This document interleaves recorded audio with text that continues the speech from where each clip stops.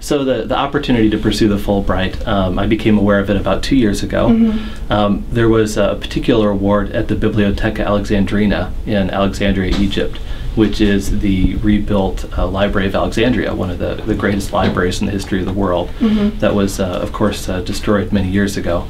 And in 2002, the library was rebuilt by the Arab Republic of Egypt, and they're in the process of building its collections and rebuilding the library and its services. And that really appealed to me as an assistant professor of library science. And so I put together a proposal, met with the program officer at Fulbright at the American Library Association conference in Chicago a couple years ago, and developed the proposal and submitted it. And then over the course of the next couple years, the proposal was reviewed twice, once for intellectual merit and then another time for the cultural fit with the country. And it was a lot of waiting, but then when it was finally approved, we're very excited. I asked my wife before I applied for the fellowship, if we would do this, if I applied for this and we were to get it, how would she feel about our relocating our family to Egypt? And she was very excited about it. Otherwise, I wouldn't have done it. The opportunity for our kids to experience another culture and to get a broader view of the world than they might otherwise get living in rural Indiana. As much as I love rural Indiana, it's a great place to live and to raise a family. I understand But what we thought was that it wouldn't be any big deal to pull them out of school, that they'll learn more in 4 or 5 months in Egypt, living among the people there, than they would in a year sitting in the classroom here. And so that led up to our departure to Egypt on January 3rd of this year.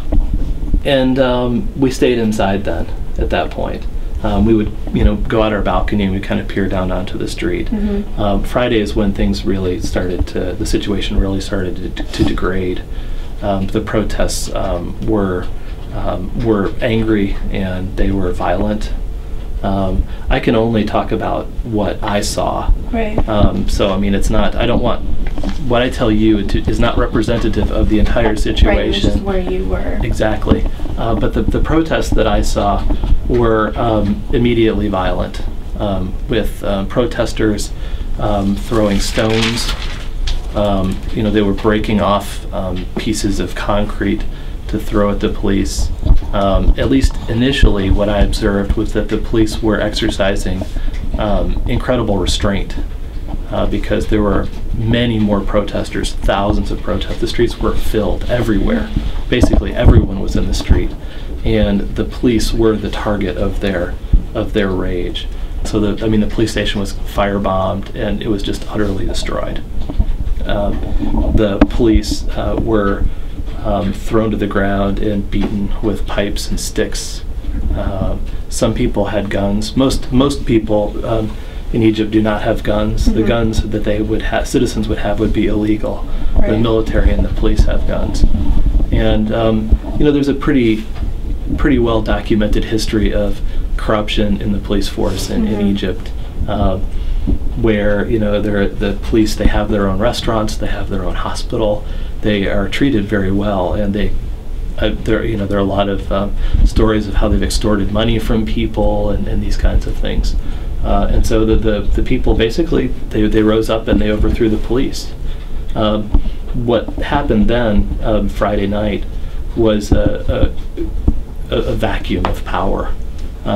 You think of if something goes wrong here in Indiana, you call the police, they come up, they show up, they help you. There was nobody to call. And so what happened was just general breakdown of law and order. People started looting.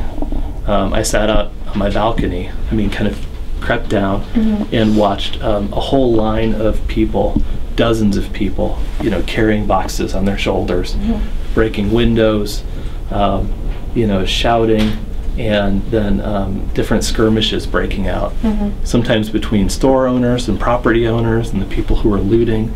Other times just, it was just very confusing because you couldn't tell, especially in the dark, who's good and who's bad. I think that I don't want to paint a picture that the Egyptian people were that this was, there were just maybe a small number of people who were causing these problems, but then there was also a certain mob mentality, you know, Right. where someone would say, this man is a plainclothes police officer, and one person would start beating him, and then 7 people would start beating him. Right. Or someone would, you'd hear gunshots, and there were gunfights on our street right outside of our door. Mm-hmm. You say you saw the photos. The curb where my son picks up the school bus in the morning is just splattered with blood. Yeah. And that's my wife and I said, you know, if we get the first opportunity to leave safely, we need to take advantage of it and begin planning. You know, what would we do? Where would we go? Right. My aunt married an Egyptian man, and they have a small farm outside of Cairo, just an acre with a pond, but it's outside of town.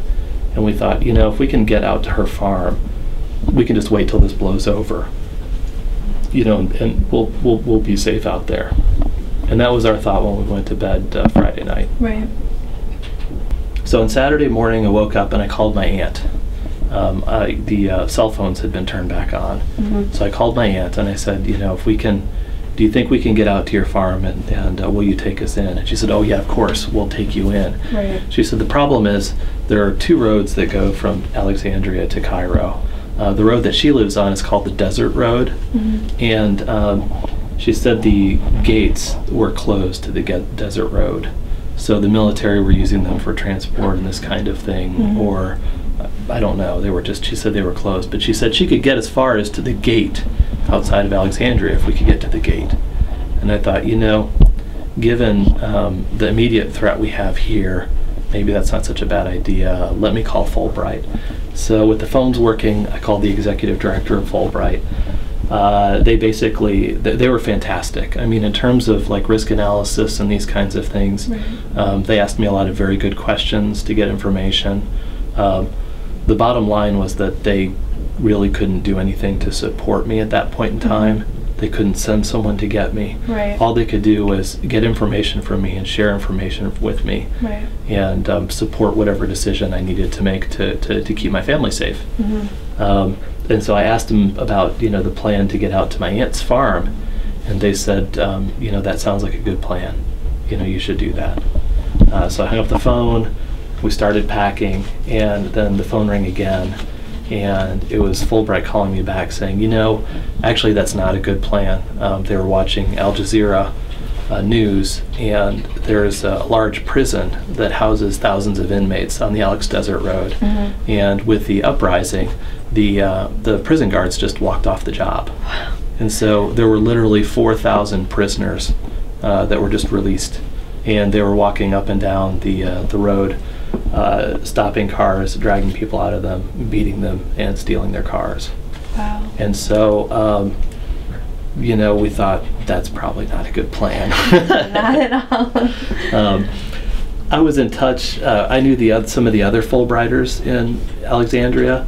There were 2 other Fulbright scholars that were in different parts of the city. Mm-hmm. And we knew each other, had gotten together for lunch and exchanged emails and kind of served as like the welcome wagon for each other, you know. Right. And it seemed like one of my colleagues had a safer apartment, not even really geographically very far away, but her apartment was on a cul-de-sac next to the Russian embassy. Okay, yeah. And so she said, yes, come stay with us. You know, we have neighbors here.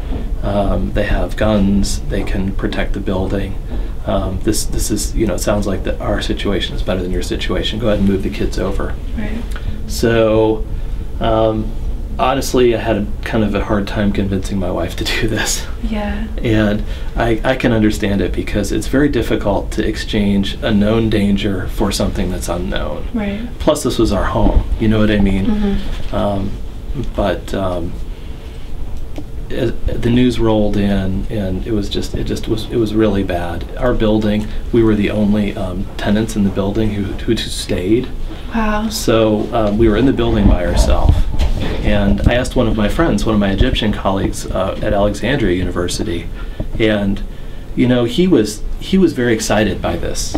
all the Egyptians, many of the Egyptians are very excited because they're no longer afraid of their government. You know, they're expressing their views for the first time in 3 decades. And so even though there's violence and there's a lot of inconvenience and there's danger, it's also this is their revolution, you know what I mean?